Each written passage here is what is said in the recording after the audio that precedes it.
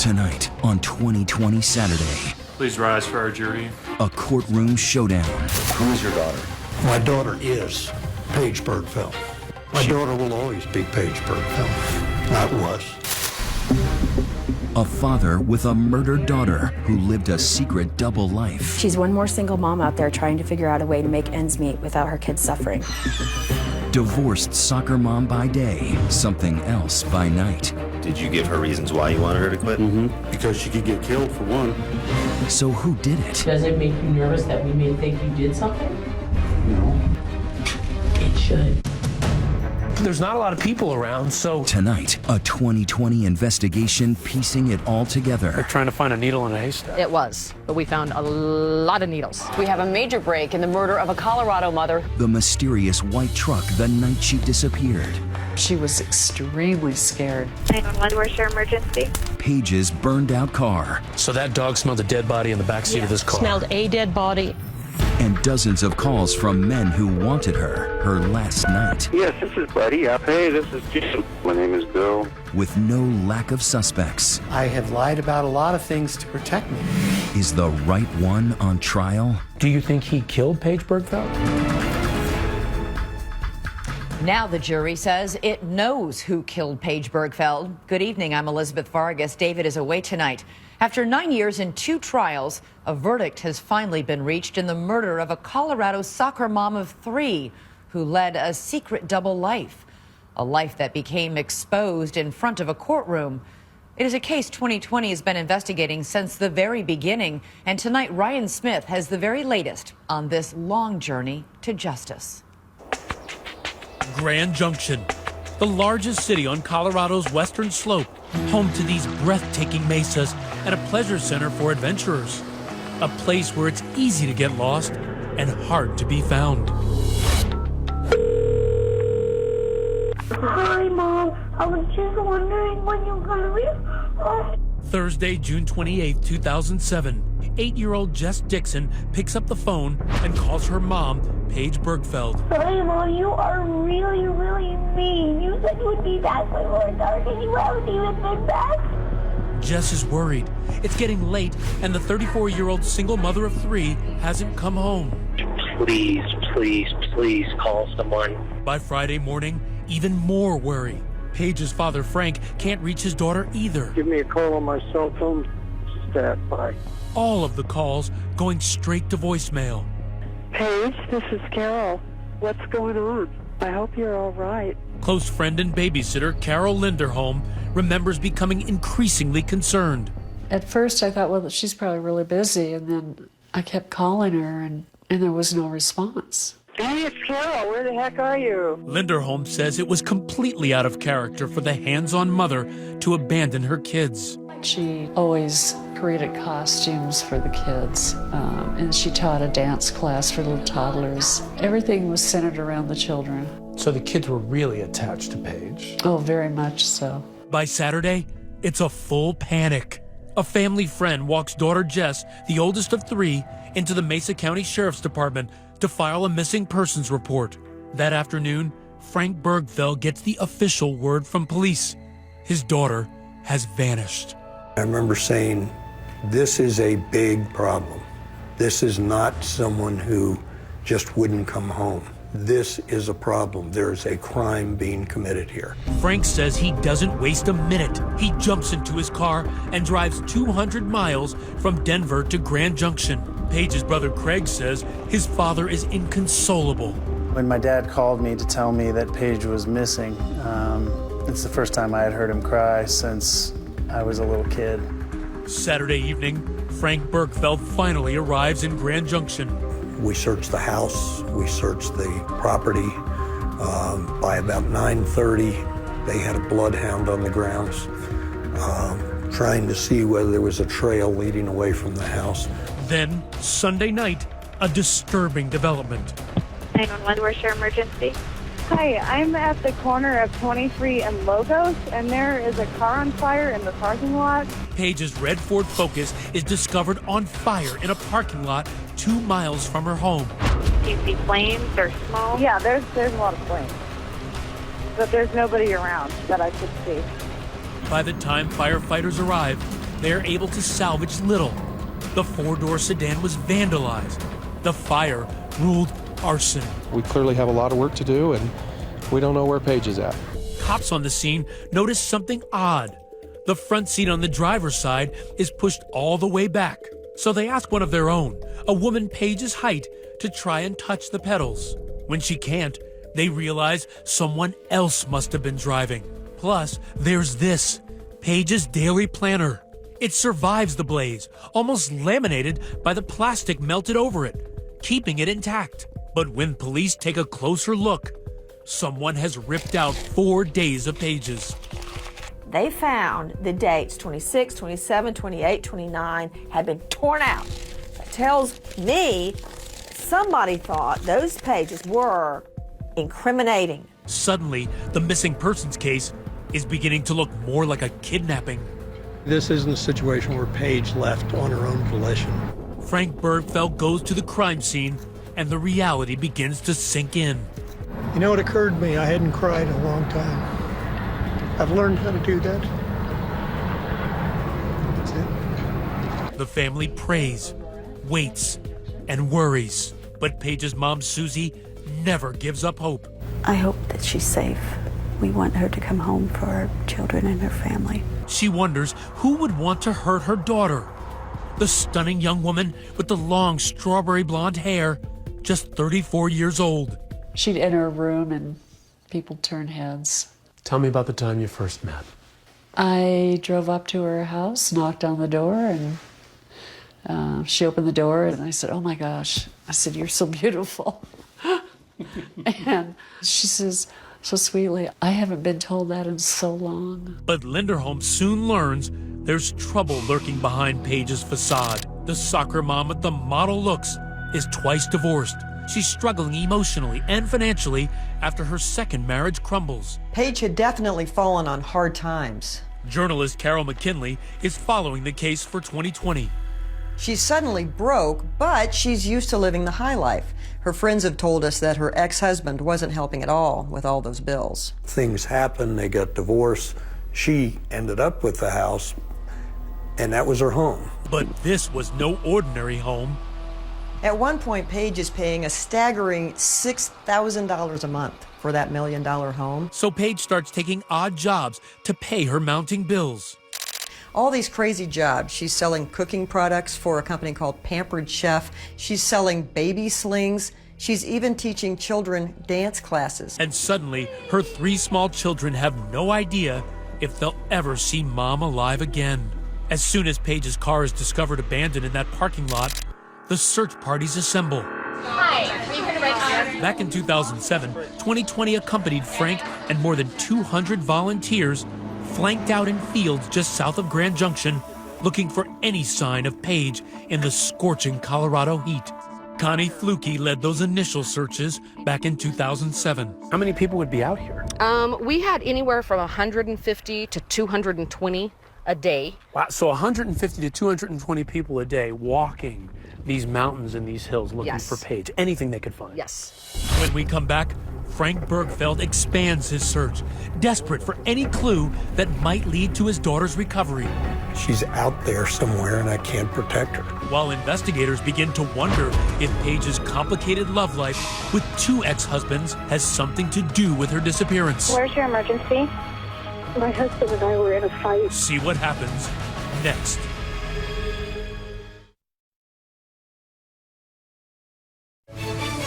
"2020 Saturday" continues with Soccer Mom by day. I mean, this is big country here. 24 days after Paige Bergfeld vanishes without a trace, Look along the bank, look in the middle, look at a snag. her father, Frank, moves his search to this vast canvas, the winding Colorado River.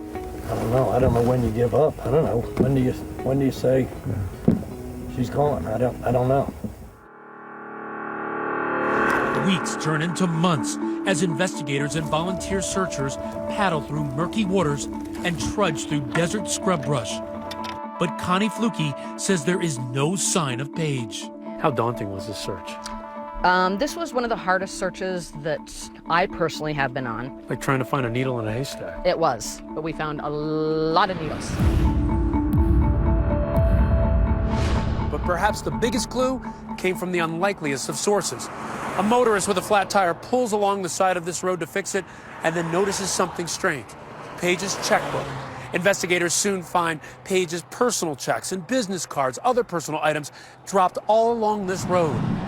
How important was that trail of breadcrumbs left along Highway 50 for your search? I think it was very important for the case, and I think it was very important for the family too, just to know, yes, she was brought to that area. But who abducted Paige Bergfeld? When a divorced mother goes missing, it's only a matter of time before the police zero in on the ex. In Paige's case, she had two, starting with Ron Biegler. Journalist Carol McKinley says the two were teenage sweethearts. Paige did have big dreams out of high school. She went to Florida to go to school, wanted to be a midwife, but Ron Biegler followed her out there. Her grades start failing and she drops out. Ron and Paige moved back to Colorado. They have a huge wedding set on a peak overlooking the Denver skyline. But their youthful rush to the altar ends as quickly as it starts. Early on, Paige made it very clear to Ron she wanted children. She adored children, but Ron wanted no part of that. It turned out to be a deal breaker. Her friends say she got a divorce after just 2 years. In the wake of that divorce, she meets Rob Dixon, an emergency medical technician who friends say didn't really need to work because he came from a wealthy family. Her in-laws, the Dixons, were loaded. They made a fortune getting in on early technology with cell phones. That family fortune lined their son Rob's pockets for years. He loved spending his daddy's money. He had 6 sports cars. In a town full of pickup trucks, Rob Dixon is driving a bright yellow Ferrari. That definitely got everyone's attention. She was being showered with gifts. There were bracelets, a $12,000 necklace. Rob pops the question with an $85,000 engagement ring. The newlyweds start a family right away. First, there's daughter Jess, followed by 2 adorable boys, Taft and Trigger. 6.5, and my big sister is 8.5, and my baby brother is 3.5. They appear to be the perfect family. They've got these beautiful children, expensive home. They're living a champagne life in really what's a 6-pack town. Everything's going well, but then the bottom falls out. Paige's dad says Dixon makes a series of bad investments, and those bad investments lead to some bad blood. I think as Rob's wealth kind of toppled, I think he became under more and more pressure, and it bled out into the relationship. Then, one night in 2004, this. Where's your emergency? My husband and I were in a fight, and he was supposed to watch my children while I went to work, and he said that I would come home and find them all murdered. No charges were filed against Dixon that year, but 12 months later, he is charged with assault, slapping and punching Paige. Later that year, the couple divorce. She had some scary times, but she got out of them. Paige's friends Barbara Campbell, Rena Stockmeyer, and Andrea Land spoke to 2020's John Quinones in 2007. Lately, she was very concerned about him being around the kids. She had a lot of worry that it wasn't a healthy situation. Then, in March of 2007, Paige writes this bone-chilling blog. My children would ask me if Dad was going to kill me. I can't imagine what life would be like for them after he killed me. The first person you thought might have done this? Rob was the first person that came to mind. My immediate thought, honestly, was Rob Dixon. To investigators, that all sounds like Homicide 101, a roadmap leading right to Rob Dixon. Except Dixon has an airtight alibi the night Paige disappears. His cell phone records indicate he's 2,000 miles away at his new home in Philadelphia the night Paige goes missing. It quickly scratches Dixon off the list. He's effectively alibied because he's on the East Coast. But then investigators turn their eyes on Paige's first ex-husband, who lives 4 hours away in Aurora, Colorado. And here's why. It turns out that Paige had rekindled her romance with her first love, Ron Biegler, and was with him just hours before she vanishes, having a picnic at this park in Eagle, Colorado. It wasn't anything that out of the ordinary or special. I mean, we just decided to meet that day. The Eagle is halfway point for both of us, So we left at the same time and arrived back in our towns at approximately the same time, and she called me to make sure I made it back into Denver, and that's the last I ever heard of her. But you talk about a missing person emergency. 2 days later, Beegler calls 911 to report his ex-wife missing. Definitely missing because she would never leave her children. Her first husband, Ron, she was with him that day. She leaves him. He's the last person to see her. But he was ruled out pretty quickly. Pretty effectively alibied by cell phone evidence, etc. Former District Attorney Pete Hotzinger says, like Dixon, Beegler has an alibi too. Cell phone records place Beegler 4 hours away in Denver the night Paige disappears, making it impossible for him to be in Grand Junction. So if it wasn't either of Paige's exes, who might have had it in for Paige? A major complication in the case was the fact that there's such a large number of alternative suspects who have to be eliminated by virtue of what she did for a living. When we come back, the secret life of the soccer mom exposed. Was it just massages? Was it something more? The babysitter's revelation about why Paige Bergfeld may have been in harm's way with dozens of men. It was after hours, and as she was getting ready to leave, she sees this truck pull up. She's wanted out of there. She was extremely scared. See what happens next.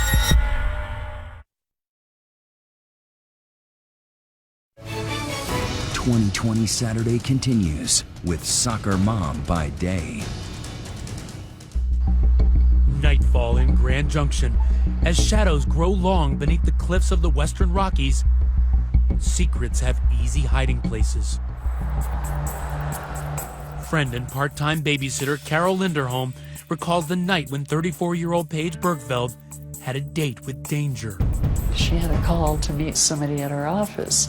The building was closed. It was after hours. She'd see this white truck. She eventually closed her office, went downstairs to her car, and as she was getting ready to leave, she sees this truck pull up. She just wanted out of there. The white pickup took off. Was she shaken by this? Oh, she was extremely scared. She told me about it, and she says, "I've never been so scared in my life." In the light of day, Paige's office, where she was selling Pampered Chef cookware, was located in this nondescript cluster of commercial office spaces. But after hours, Paige reveals to only a few close friends it was also a front for a pampering of a much different brand, a side business she was running named Models Inc. What did she do? Bachelor parties. Paige's double identity is still a touchy subject for those with whom she shared this dirty little secret, as we found when talking to some of them in 2007. She was learning to give massages. You know, lots of people give massages. So I knew that she was doing a little extra on the side, but it fit perfectly. The little extra was that Paige, for the right price, would perform those massages topless. Surprisingly, even her ex Ron Beegler knew and seemed to give it a rubber stamp. Average call was $450. There was no sexual touching, no sexual contact, no intercourse, you know, that kind of thing. She charged more for each little thing that came off. In fact, she had this ad in the local paper, calling herself Carrie, and even posting a picture on a website called Naughty Nightlife. Former District Attorney Pete Hotzinger put it this way. You know, I can't really say I ever knew exactly what specific services she was running. It was clearly an adult escort service. It was clearly highly unusual for Western Colorado. In her profile, Paige seems pretty adept at double entendre, boasting, "Tired of chopped meat showing up when you ordered filet mignon?" She didn't tell you about this other life she was leading. 2020's John Quinones first spoke to Paige's family in 2007. I think she realized that we would not approve. And actually, now that I know about it, I think she was trying to keep the house and the kids together. It's not exactly something a brother likes to hear his little sister's doing. I'm continually having to talk about things that if I heard people talking about them in the locker room after a football game, I'd beat the crap out of the guys. But it's part of her life, and like it or not, that's the way she chose to provide for her kids. Paige's former roommate, Jamie Silvernail, says that was the only conceivable reason the otherwise wholesome single mom of three would moonlight as a sexy masseuse. She felt like it's something she needed to do to be able to keep a roof over their head and put food on the table. She needed the money. Yeah. She's one more single mom out there trying to figure out a way to make ends meet without her kids suffering. It wasn't until after Paige's disappearance that the shocking news of her side business came to light. When it did, it spread like wildfire across a dry Colorado mesa.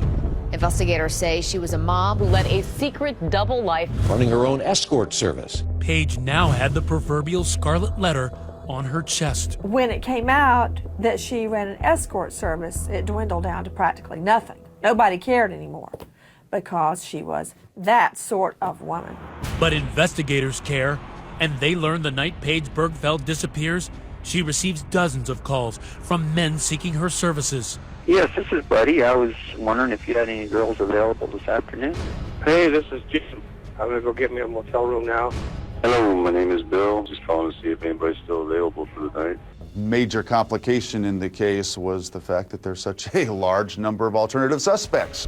Which brings us back to that office parking lot, the spot where Paige ran Models Inc. And a burning question. Who was that man in the white truck who frightened Paige Bergfeld that night? What are you driving right now? White Dodge pickup. White. Police have a sneaking suspicion, but is this the right man? When we come back, big breaks in the case. A confrontation. Banged on that door. I said, I know what you did to Paige. A discovery in a canyon. Many searchers had been up that gulch, right in that area. But will it lead to a confession? I did not kill her. Next.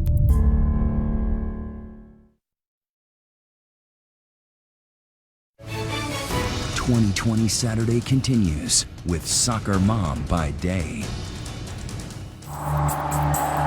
Mesa County, Colorado. Investigators looking into the disappearance of Paige Bergfeld have little to go on.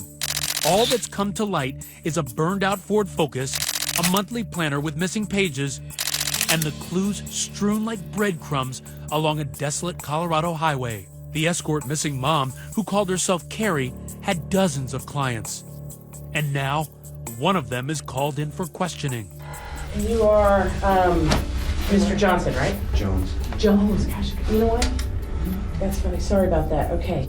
He's 55-year-old Lester Jones, a local RV mechanic who's married with a rap sheet as long as a Winnebago. I'm guessing you can probably guess as to what we're investigating. He just said he's investigating the disappearance of the young lady. Okay. Without a lawyer present, homicide detective Lisa Norcross questions Jones about the proximity of the garage where he works and the spot where Paige's scorched sedan is recovered. Does it make you nervous that we may think you did something? No. It should. Okay? It should. Turns out, Paige and Jones had once been much closer. Investigators discover Jones had hired her for a pricey $400 erotic massage a year earlier. And what are you wearing? I had nothing on. Okay, and her? She had nothing on. Okay. We did not have sex.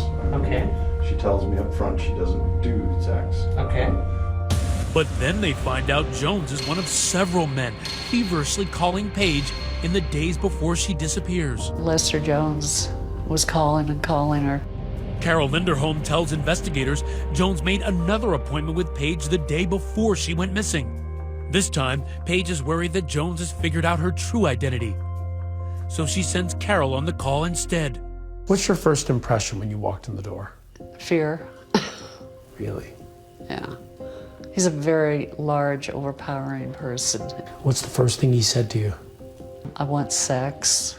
I looked at him and I said, then you should probably call another escort service because it's not going to happen with me. That's not what I'm here for. No sex, but lots of talk. And the topic? Paige Bergfeld. Carol says he seems obsessed with Paige. And sure enough, he tells her he recognizes Paige as the once wealthy wife of Rob Dixon.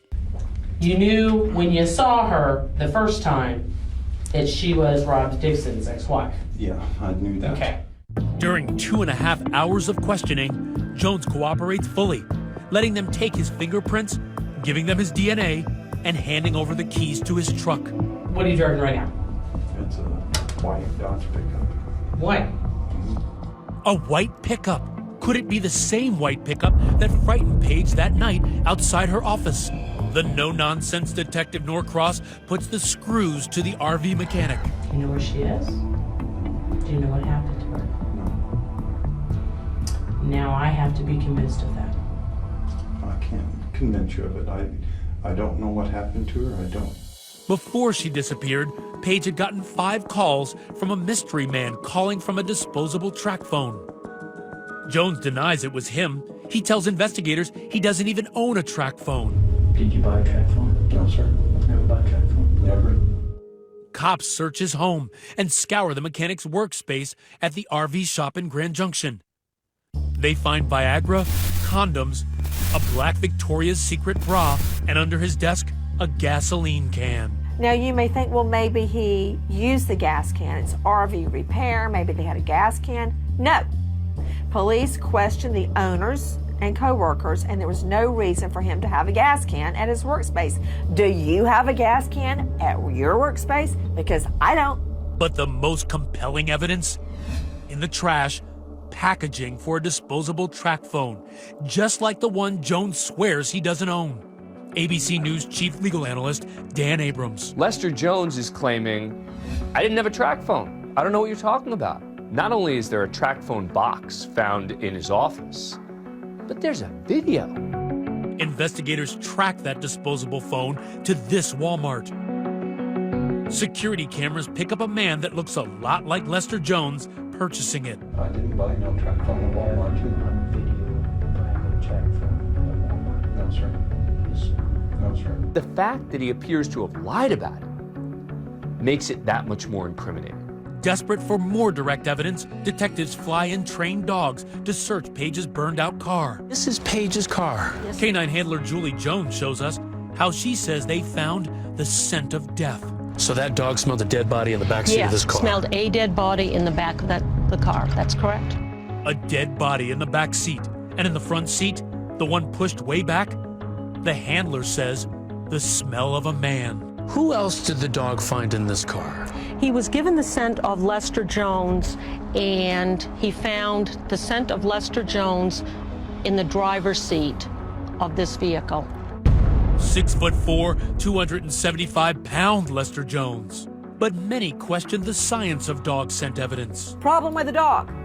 You can't cross-examine him. And the rest of the case against Jones is circumstantial.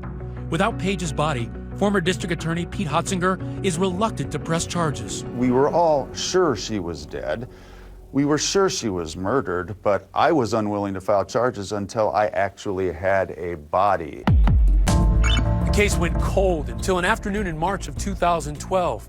A hiker hiking not far from the highway, just a short distance from where Paige's personal items were found, made an astonishing discovery. Down in this gulch in a dry stream bed, amid all of these rocks and weeds and brush, were human remains. Daughter that Frank and Susie had been searching for 5 long years. There's no soft tissue left. All she is a skeleton. Unfortunately, the years have hidden the cause of her death. One clue that it was violent: duct tape wrapped around the skull.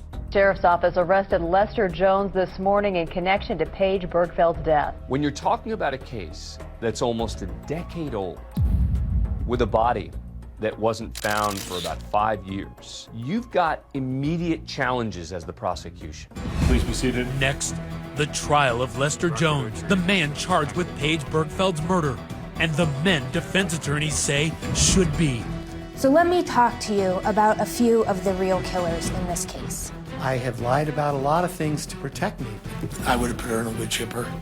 Yeah, this is John at Motel 6, room 237. I was just checking to see if you had somebody coming out or not. Is that your voice, sir? Yes. Okay. Does 10:24 p.m. sound right to you? That's the time you made that call? Yeah. See what happens next.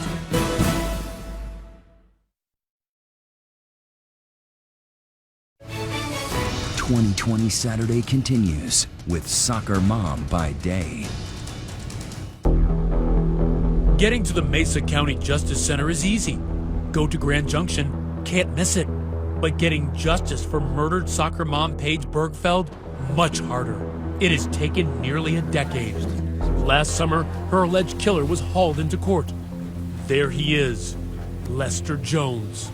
Today, a man accused of murdering a single mother is set to stand trial in Grand Junction. Lester Jones, he's the man charged with kidnapping and murdering Paige Bergfeld, whose remains were eventually found in Delta County. But even former District Attorney Pete Hotzinger concedes Jones will be a hard man to convict. At some point, I'd like to think a jury's going to say it walks like a duck, it quacks like a duck, it probably is a duck. Man, it's like a dagger.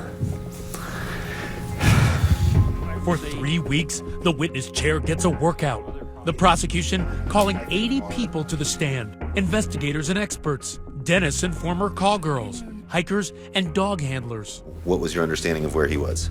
The prosecution's theory? Sometime after 8:57 p.m., the time of the last known call from her cell phone, Jones kidnaps and kills Paige, then uses her own car to dispose of her body in that gulch down Highway 50. A few nights later, telling his wife he has to go out. Where did he say he was going? Back to the shop. He thought he had left the lights on that morning and wanted to get them turned off. Investigators believe instead he takes that opportunity to burn Paige's car, incinerating any evidence of his crime. In his police interview, Jones himself conceding things don't look good. Her car is found next to work. I have no alibi for Sunday night when the car caught on fire. I have no alibi for the whole week. And I called multiple times. Prosecutors closed their case with a star witness, Jones's ex-wife, Lisa Nance. He said, "I'm going to kill you." And then he just slapped me repeatedly, and I could taste blood. I grabbed his hand and I asked him to stop. Nance says in the late 90s, when their marriage was ending, Jones kidnapped her at gunpoint and threatened to kill her. He told me he was going to put me in the bottom of the lake where no one would find me. She escaped, and Jones served 5 years in prison. But then Lester Jones's defense attorneys get their turn. They argue Jones is the wrong man and proceed to present a parade of alternate suspects. There's John Livingston. I did call some services back then, and dumb, but I did. A ranch hand waiting for Paige at Motel 6 the night she disappeared. Yeah, this is John at Motel 6, room 237. I was just checking to see if you had somebody coming out or not. Okay, so you were calling a company called Models Inc. that day on June 28th. Right. He says she never showed up. Do you have anything to do with the disappearance of Paige Bergfeld? No. Have anything to do with the murder of Paige Bergfeld? No. Then there's Wayne D'Amico, a car salesman and another of Paige's clients. Did you know Paige Bergfeld? I did. At some point, we set up a time and we hung out together on a professional basis. Did you pay her money? Yes, ma'am. He admits he joked about disposing of her body. Had I had something to do with it, and that's what I said, I would have put her in a wood chipper. Believe me, if I could turn that page back right now, it would be turned back. But the woman who heard him say it, a former call girl, Christy Steves, was worried enough to call the police. I believed him to my core. I typically have a good intuition. I was under the influence of drugs, so I'm not saying, but I believed him. I really did. Did it scare you? Yeah. If anyone had motive, defense attorneys say it was Stephen Heald. There's absolutely no reason for me to want her dead. The construction manager who embezzled $17,000 of his company's money, supposedly buying Pampered Chef products from Paige. She created an invoice. I paid that invoice. The invoice would say Pampered Chef or some other type of work, but it was for sex. Heald first tells detectives Paige was blackmailing him to hide their relationship, but then changes his story. That's the dumbest thing I ever said. She never blackmailed me. Our relationship was mutual. But Heald has an alibi for the night Paige disappeared. His ex-wife says for once he was where he belonged, at home with her. You have every reason to basically throw him under the bus, wouldn't you say? Yes. Okay. And despite that... And I would have.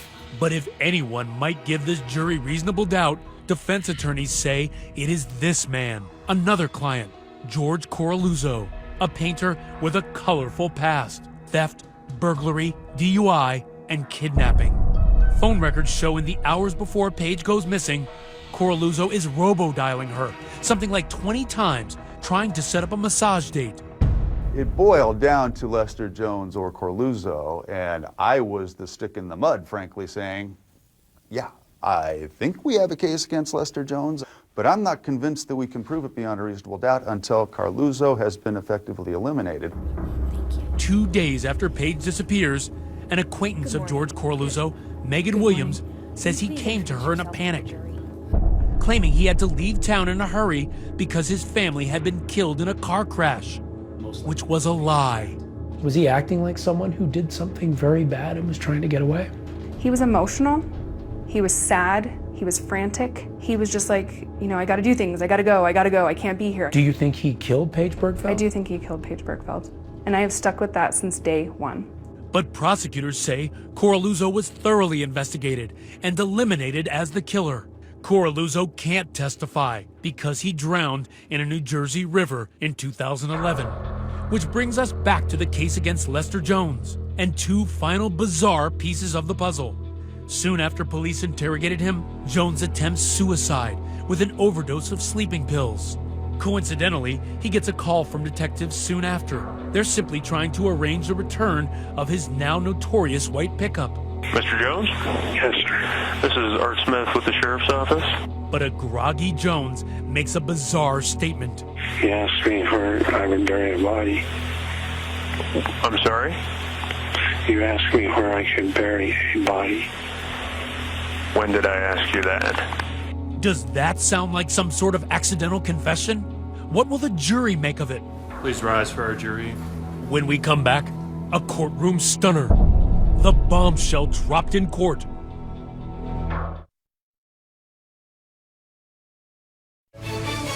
"2020 Saturday" continues with Soccer Mom by day. Frank and Susie Bergfeld spent most of last summer here at the Mesa County Courthouse to bear witness to the prosecution of Lester Jones. He's the man they believed murdered their daughter Paige back in 2007. It's been 9 long years for you to get to this place, that courthouse right there. Man, you know what? It's like we're on a merry-go-round, except the merry-go-round doesn't stop. The prosecution's closing argument, reminding the jury of that young mother, kidnapped, thrown in the back of her own car, taken off to be murdered. Paige must have been so scared. It is hard to even imagine what would have been going through her head as she was laying either in the back of the vehicle or in the trunk. When it's their turn, attorneys for Lester Jones say there was a virus in the investigation. They screwed up this investigation from the get-go. Let's talk about who's the real killer. The judge sends the 12 jurors, 9 men and 3 women, off to deliberate. It's not an easy case, it's not a simple case, and just one juror could derail a conviction for prosecutors. And sure enough, the case that confounded the nation for almost a decade stymied this jury too. We are unable to come to a unanimous decision. The judge declaring a mistrial. Afterwards, the jurors spoke, revealing 9 of them thought Jones was guilty, but there were 3 holdouts. No.